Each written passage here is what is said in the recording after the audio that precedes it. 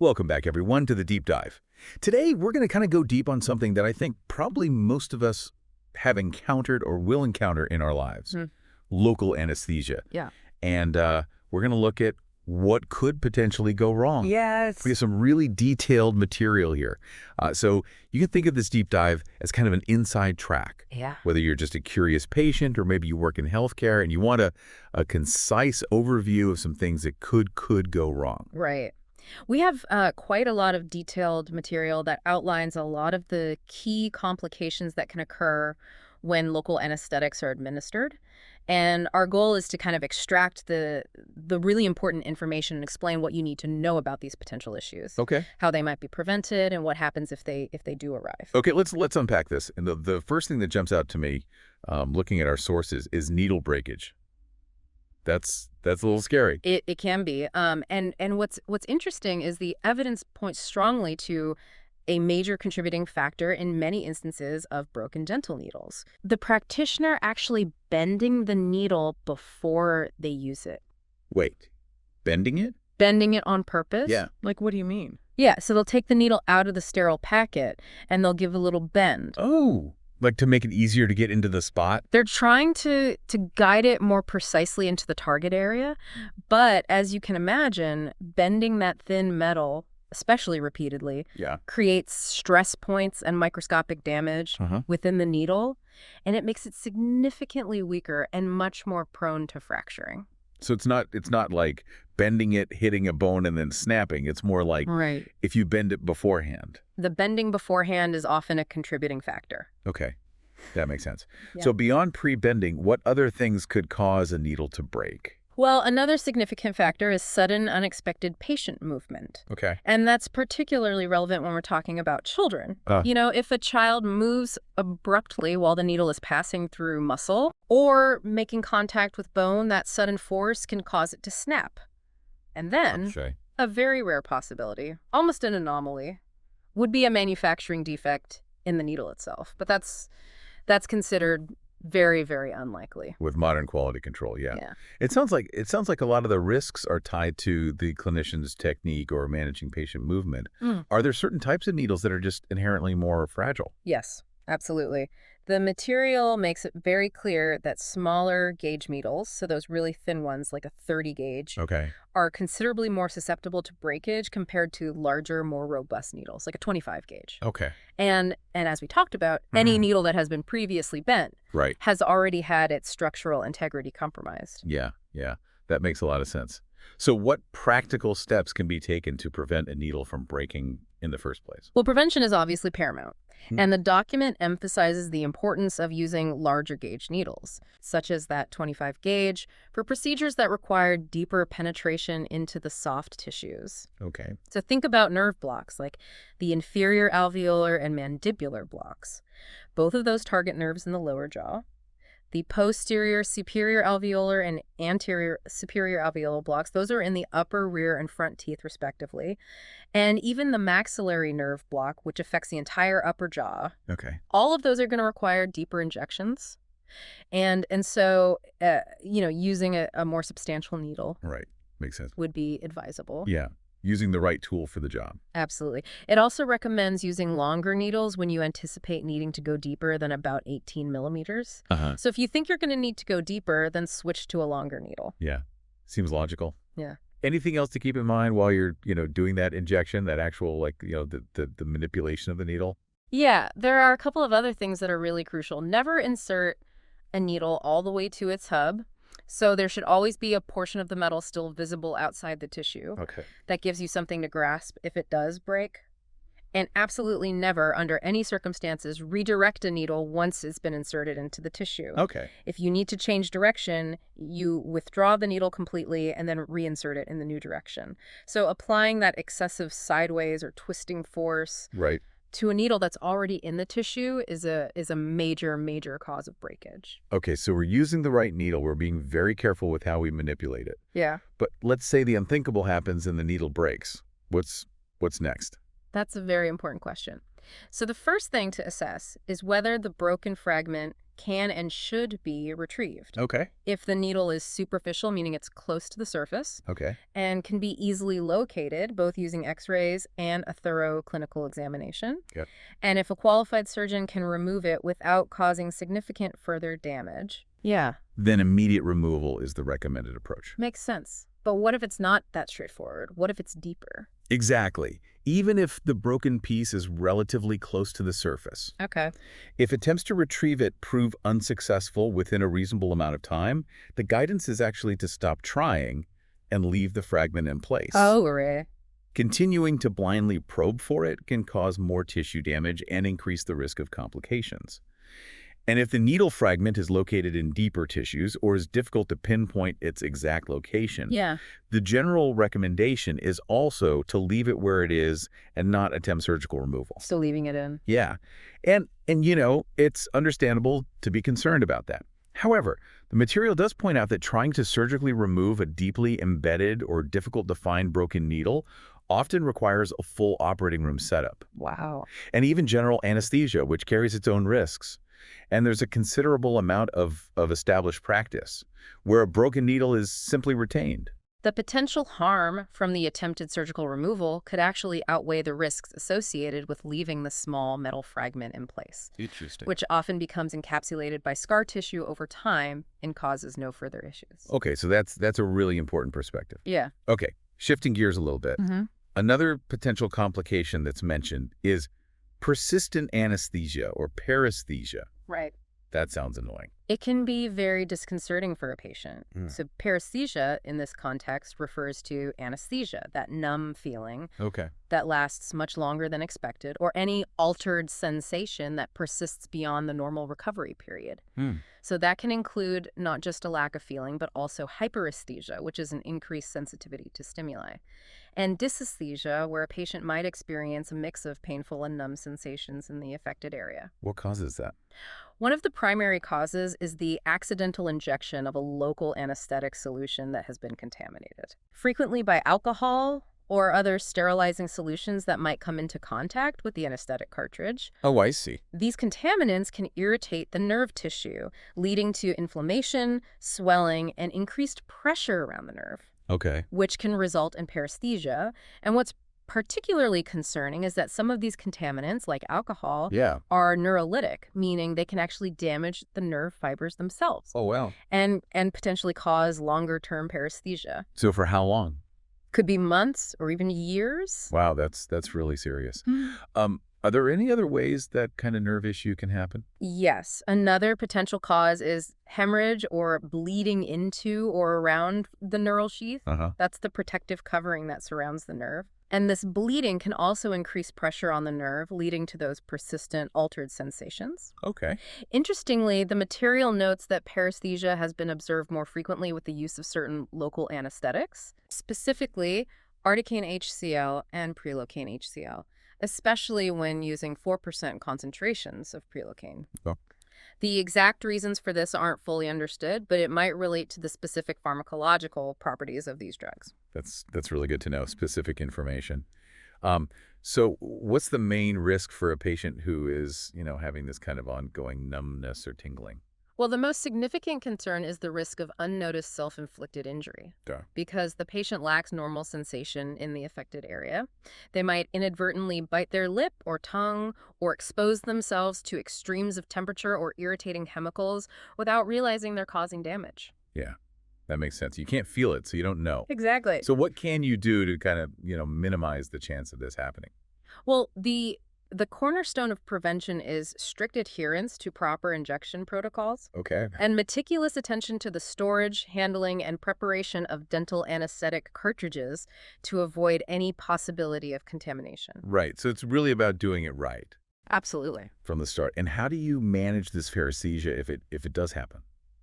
The reassuring news is that in the vast majority of cases, paresthesia resolves spontaneously within approximately 8 weeks, Okay. without the need for any specific medical intervention. Permanent paresthesia is a rare outcome, and it typically only occurs in situations where there has been significant and irreversible nerve damage. In most instances, the paresthesia is relatively mild, and the patient retains a considerable degree of sensory function in the affected area, even if it's altered. So it's not the end of the world. It's Yep. just It's, a bit annoying. yeah, exactly, and Right. something to be aware of. Okay. Let's move on to another one. Transient facial nerve paralysis. All right. So this sounds like a real problem.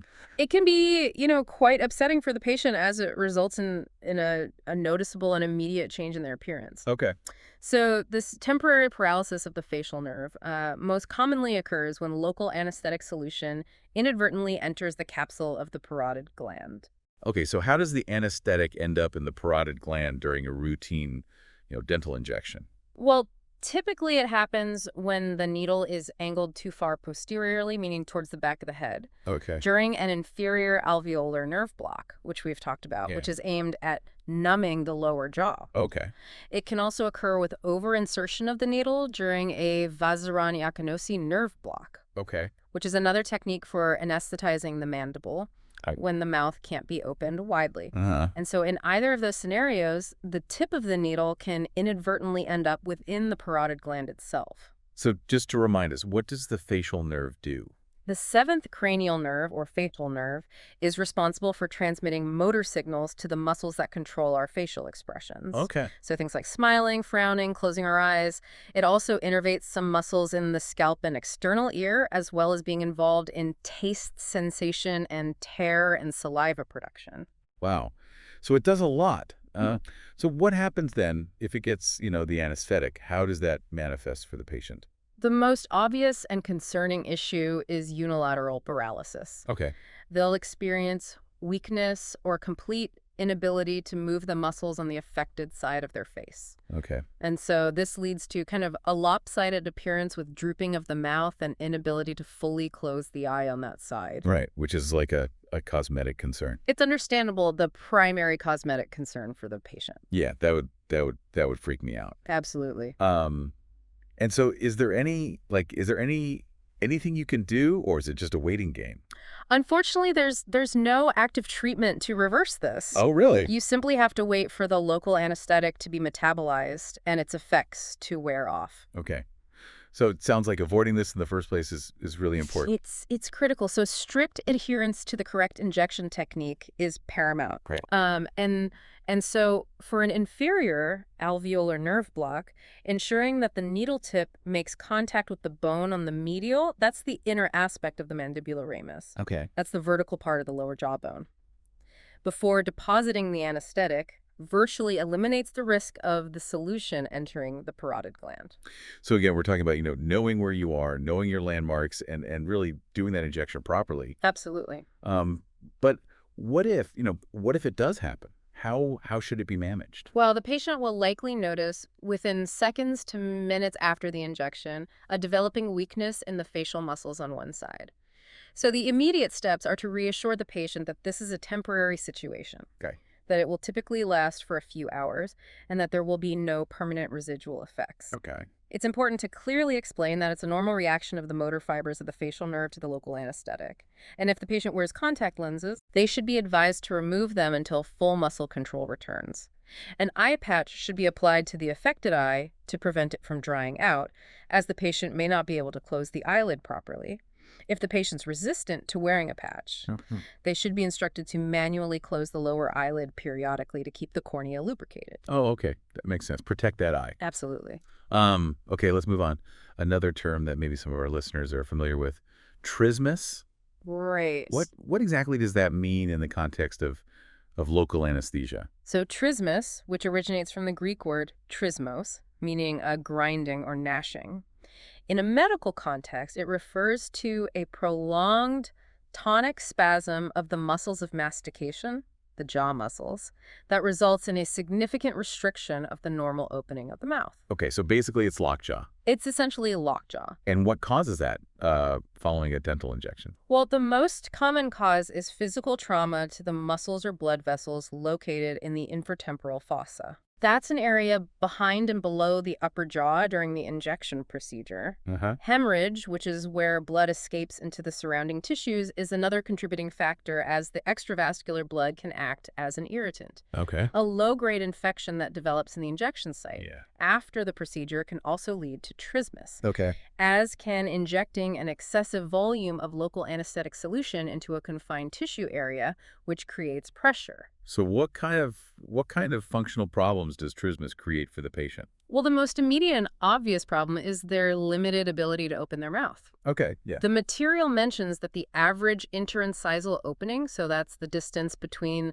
the biting edges of the upper and lower front teeth in cases of trismus, is quite restricted, Okay. around 13.7 millimeters. And in some severe cases, it can be as little as 5 millimeters. In the initial stages, any pain resulting from hemorrhage contributes to muscle spasm and further restricts movement. And then if infection is the underlying cause, the pain, inflammation, and eventual scarring of the tissues can lead to a more prolonged period of jaw stiffness. Okay. So this sounds like another one where, we're hearing about, contacting bone during certain blocks. Is that relevant to this as well? It is, yeah. Just as with facial nerve paralysis, ensuring that the needle tip contacts bone on the medial aspect of the ramus before depositing the anesthetic during an inferior alveolar nerve block is a key step in minimizing the risk of trauma to the muscles in the infratemporal fossa, Okay. and thus preventing trismus associated with that particular injection. And any, other specific things that clinicians can do to prevent trismus? Yeah, there are several important preventative strategies. Always use a sharp, sterile, disposable needle to minimize tissue trauma. Ensure that dental anesthetic cartridges are stored and handled properly to maintain their sterility and efficacy. Employ a strict aseptic technique. So if a needle becomes contaminated in any way, it should be replaced immediately with a new sterile one. Practice atraumatic insertion and injection techniques, so gentle and controlled movements. Avoid repeated injections and multiple insertions into the same area Okay. by having a thorough understanding of the underlying anatomy and using proper injection techniques. So know what you're doing. Absolutely. Consider using regional nerve blocks instead of multiple local infiltrations whenever clinically appropriate Right. and logical.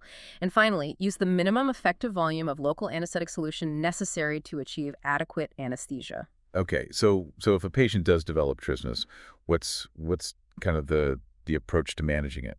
Well, in many cases, patients will report pain and difficulty opening their mouth the day after a dental procedure, particularly if they received a posterior superior alveolar or an inferior alveolar nerve block. Okay. For mild pain and limited jaw function, the recommended initial management includes applying moist heat to the affected area, performing gentle warm saline rinses, taking over-the-counter analgesics like ibuprofen or acetaminophen to manage the pain, and in some cases, the dentist might prescribe muscle relaxants to help alleviate the initial muscle spasm.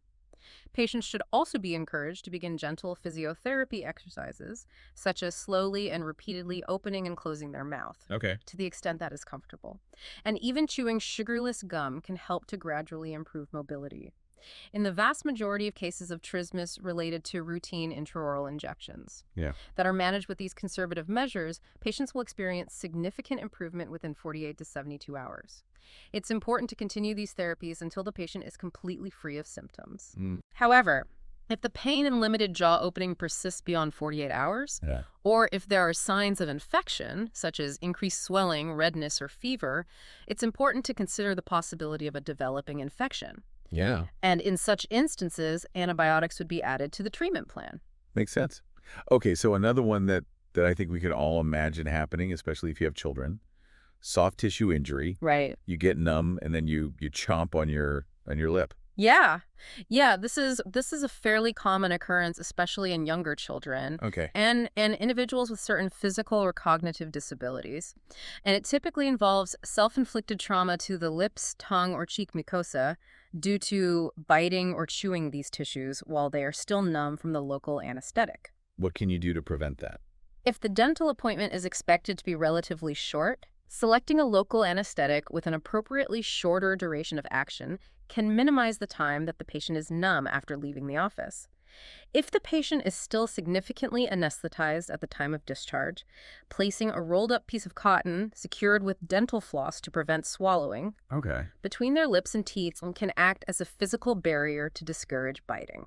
So they physically can't bite down. Yeah, and it also prevents aspiration of the cotton roll itself. Oh, okay. Most importantly, it is absolutely crucial to provide clear and explicit verbal and written instructions to both the patient and, if applicable, their parent or guardian, Yeah. warning them against eating, drinking hot fluids, Right. and biting or chewing on the anesthetized area until normal sensation has fully returned. Yeah. Those are good tips. Huh. Okay, last one. Hematoma. Right. So we've all had a bruise. What is a hematoma in this context? A hematoma, in simple terms, is a localized collection of blood outside of the blood vessels within the surrounding tissues. In the context of local anesthesia in dentistry, it can occur if a blood vessel, either an artery or vein, Yeah. is inadvertently nicked or punctured during the injection process. Okay. And the material indicates that larger hematomas are more likely to occur following posterior superior alveolar or inferior alveolar nerve blocks due to the proximity of larger blood vessels in those areas. Interestingly, hematomas resulting from an inferior alveolar nerve block are usually confined to the tissues inside the mouth, Okay. whereas those that follow a PSA block can often manifest as visible bruising on the patient's face. Okay. So what kind of problems do these hematomas typically cause? Are they usually serious? Fortunately, in most cases, hematomas resulting from dental injections are relatively benign Okay. and rarely cause significant issues beyond the resulting swelling and discoloration, which, as we mentioned, may or may not be externally visible. Potential secondary complications can include the development of trismus due to swelling and pressure on the jaw muscles, and some localized pain or discomfort. Typically, the swelling and any associated bruising will gradually subside naturally over a period of 7 to 14 days as the body reabsorbs the collected blood. So what can you do to prevent a hematoma when you're giving an injection? A thorough understanding of the normal anatomical structures in the area being injected is absolutely paramount. As we noted, the posterior superior alveolar nerve block carries the highest risk of hematoma formation, Okay. followed by the inferior alveolar nerve block and then the mental and incisive nerve blocks. For PSA blocks, the use of a short needle is generally recommended to help avoid deeper blood vessels. Okay. And as a general principle, minimizing the number of needle penetrations Yeah. into the tissues is always a good practice to reduce the chance of encountering a blood vessel. So if you start to see a hematoma forming during or right after an injection, what do you do? The immediate management involves applying direct pressure to the site where the swelling is becoming evident. This pressure should be firm and sustained for at least 2 full minutes, Yeah. as this is usually effective in promoting clot formation Okay. and stopping the bleeding from the puncture vessel. Okay, so you're putting pressure on there to try and stop that bleeding. Exactly. Okay, so follow-up care for a patient who's, has developed this hematoma. Once the bleeding has stopped, the patient can typically be discharged. Okay. But it's important to advise them about the possibility of experiencing some soreness Yeah. and potentially limited jaw movement or trismus. If they do develop trismus, they should follow the management strategies we talked about earlier. Okay. They should also be informed that they will likely notice some discoloration, Right. similar to a bruise, which will gradually fade as the blood is reabsorbed by the body over the next 1 to 2 weeks. Okay. For any soreness, over-the-counter pain relievers like acetaminophen are usually sufficient. Yeah. It's generally advised to avoid applying heat to the area for at least the first 4 to 6 hours. Huh. After the incident, as heat can dilate blood vessels and potentially worsen the swelling. So no heating pad. Not right away. However, applying an ice pack immediately can be beneficial as it acts as both an analgesic and a vasoconstrictor, helping to minimize further swelling. So ice it. Ice it, yeah, exactly. And then after that initial 4 to 6 hour period, gentle heat may be considered to help with the resorption of the hematoma. Okay, so this has been really, really interesting. We've talked about needle breakage, persistent anesthesia, transient facial nerve paralysis, trismus, soft tissue injury, hematoma. That's right. It's been quite a lot of information. It has. But I think the main takeaway is that while all of these things are possible, Yes. Good technique and knowing what you're doing really, really helps. Absolutely. I think that's the key takeaway here. While these complications are indeed possibilities, adherence to strict injection techniques, a thorough understanding of the relevant anatomy, and established clinical protocols significantly minimize the risk of them occurring. So being aware of these potential issues is valuable knowledge Yeah. for both dental practitioners, but also for patients who want to be well informed about their dental procedures. So what does this tell us? We've gone through all of these things. What's kind of the summary here? I think it really highlights that even seemingly straightforward medical procedures like a local anesthetic injection Yeah. are underpinned by a significant amount of skill, knowledge, and meticulous attention to detail aimed at minimizing potential risks. And it really makes you appreciate the level of expertise Yeah. involved in everyday healthcare. And it underscores the constant focus on patient safety and the ongoing refinement of best practices in the medical field. I think that's a great point. Yeah. It also makes you think about all the other, routine procedures we encounter. Yeah, And what's going on behind the scenes. absolutely. This has been great. We've really learned a lot. Thank you. It's been my pleasure. Until next time. Yes. Be well, everyone. Take care.